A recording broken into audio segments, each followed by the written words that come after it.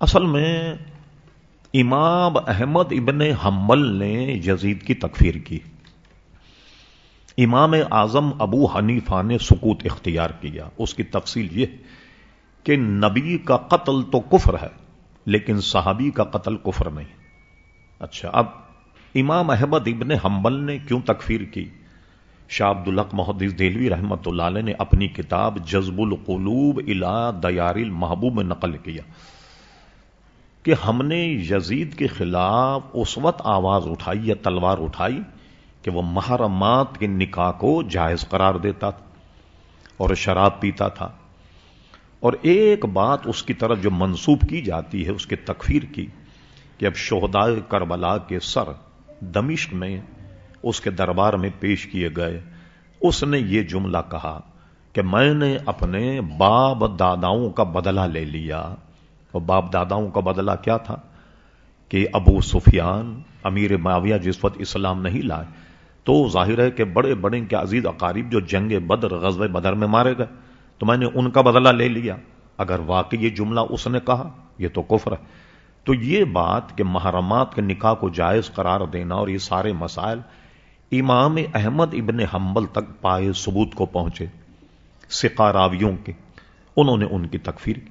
امام اعظم ابو حنیفہ رضی اللہ عنہ کے نزدیک یہ باتیں پائے ثبوت کو نہیں پہنچیں، انہوں نے تکفیر نہیں کی.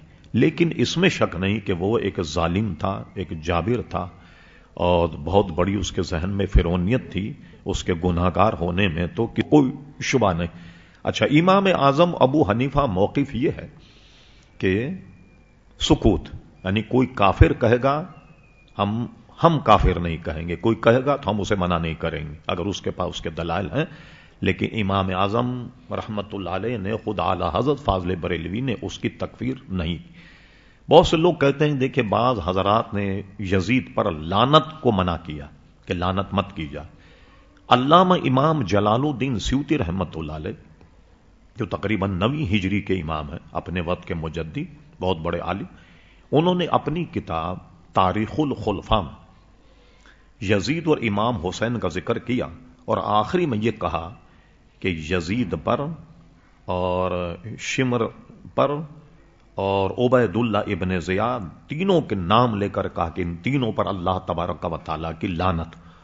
اب جن علماء نے کہا کہ لعنت نہ کی جائے ان میں اس کا مفہوم لوگ یہ نکالتے ہیں جو یزیدی فرقے کے ماننے والے ہیں یا اس کو یزید کو امیر المومنین مانتے کہ دیکھیے صاحب اتنے بڑے بڑے لوگ لعنت کے لیے بنا کرتے، امام غزالی کہتے ہیں لعنت نہ کی جائے، فلاں کہتے ہیں لعنت نہ کی جائے.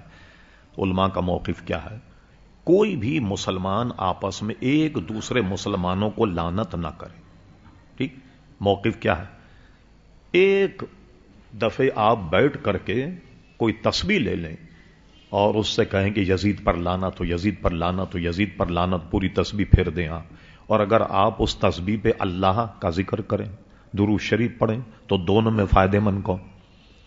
بھئی یزید پر لعنت کرنے میں تو ثواب نہیں ملا آپ کو، لیکن جب آپ نے کوئی اللہ تعالیٰ کی تسبیح اور تحلیل بیان کی اس پہ آپ کو ثواب تو ملا. اسی طرح آپ دن بھر بیٹھ کر گئے شیطان پر لعنت ہو، شیطان پر لعنت ہو، شیطان پر لعنت، اور آپ یہ پڑھیں سبحان اللہ بحمدہ سبحان اللہ العظیم، تو اس میں زیادہ ثواب ہے یا اس میں زیادہ ثواب؟ تو یہ علماء کا موقف ہے.